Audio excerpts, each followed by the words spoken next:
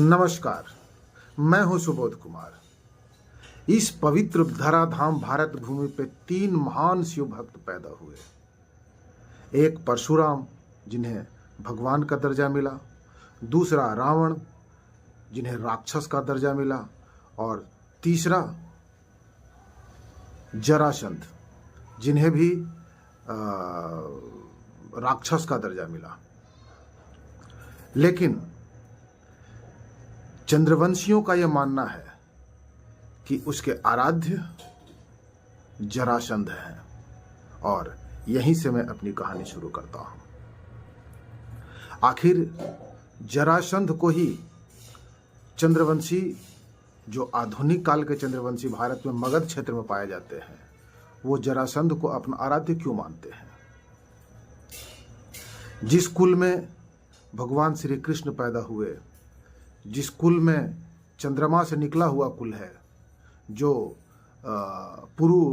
राजा पुरुरवा का कुल है, संवरण पुत्र कुरु का कुल है, यदु का कुल है, भीष्म पितामह जिसमें पैदा हुए, जानवी अर्थात गंगा जैसी माता जिस कुल की बहू हैं, महान अनेकों अनेक महान लोग जिस कुल में हैं, उस कुल में जरासंध को ही मगध क्षेत्र के चंद्रवंशी अपना आराध्य क्यों मानते हैं?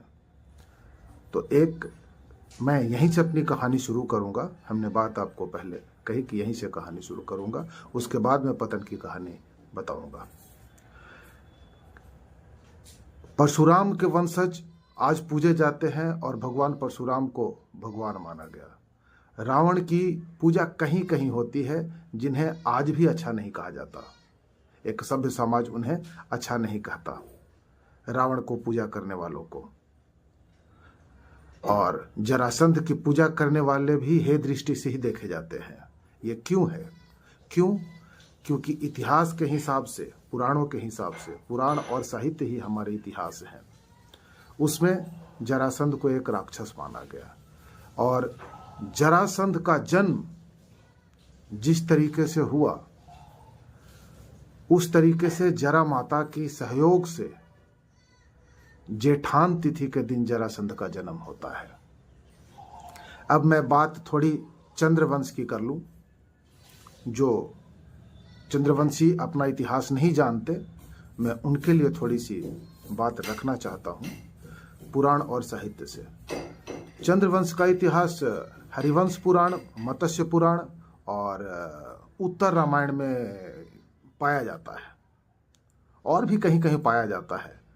लेकिन एक अध्ययन के हिसाब से मत्स्य पुराण यह मानता है कि वैवस्वत मनु की पहली संतान, उनके 10 पुत्र थे वैवस्वत मनु के, जिनमें पहला संतान जो ईल नामक थे, ईल नामक पुरुष थे, लेकिन वो भगवान शिव के श्राप के कारण ईला बन गए, एक महिला बन गए। और उसी ईल की शादी चंद्रमा पुत्र बुध से होती है, जिसे पुरुरवा पैदा होते हैं। और यहीं से चंद्रवंश की कहानी चलती है।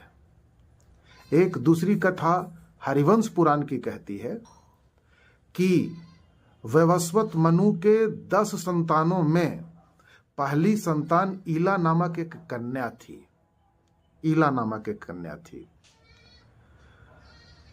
जिसका विवाह चंद्रमा के पुत्र बुध के साथ हुआ, जहां से पुरुरवा की उत्पत्ति होती है, और जो आगे चल के पुरुवंश कहलाते हैं। और इसी कुल में राजा संवरण हुए, पुरुवंश में ही, जिनके संतान कुरु थे तो कुरुवंश कहलाए। इसी प्रकार जनरेशन आगे बढ़ा और उसी कुल में यदु हुए तो यदुवंश की शाखा निकली, थे चंद्रवंशी। लेकिन चंद्रमा और सूर्य की बात मैं करूं, ये क्षत्रिय राजवंश हैं, तो चंद्रमा की उत्पत्ति महर्षि अत्रि से मानी जाती है। महर्षि अत्रि के पुत्र थे चंद्रमा। वहीं सूर्य कश्यप के पुत्र थे, महर्षि कश्यप के पुत्र थे। लेकिन वैवस्वत मनु के 10 पुत्रों में दूसरे नंबर के पुत्र इक्ष्वाकु थे। उसी इक्ष्वाकु वंश के 37वें 38वें पीढ़ी में भगवान राम का भी जन्म होता है। कहानी बहुत अलग नहीं है। 2 महान क्षत्रिय राजवंश, चंद्रवंश और सूर्यवंश, आज भी कहीं न कहीं विभिन्न टाइटलों में जिंदा हैं। और कोई सवर्णों में पाया जाता है, कोई बैकवर्डों में पाया जाता है, कोई वैश्यों में पाया जाता है, कोई शेड्यूल कास्ट ट्राइब में भी पाया जाता है, लेकिन चारों वर्णों में आज पाया जाता है, वर्णों के हिसाब से। और सभी जातियों में कहीं न कहीं इसकी शाखा इससे जुड़ जाती है। विषय मैं थोड़ी सी और रोचक बनाना चाहता हूं। वही ईला जो वैवस्वत मनु की पहली पुत्री थी, मत्स्य पुराण और हरिवंश पुराण के अनुसार, उसी चूंकि उसकी राजधानी प्रतिष्ठान और इलाहाबाद में थी, उसी के नाम पर उस शहर का नाम तब से इलाहाबाद था, ऐसा माना जाता है, जिसका नाम बदलकर अब प्रयागराज हो चुका है। फिर आप एक और कथा है कि वैवस्वत मनु को जो नहीं मानने वाले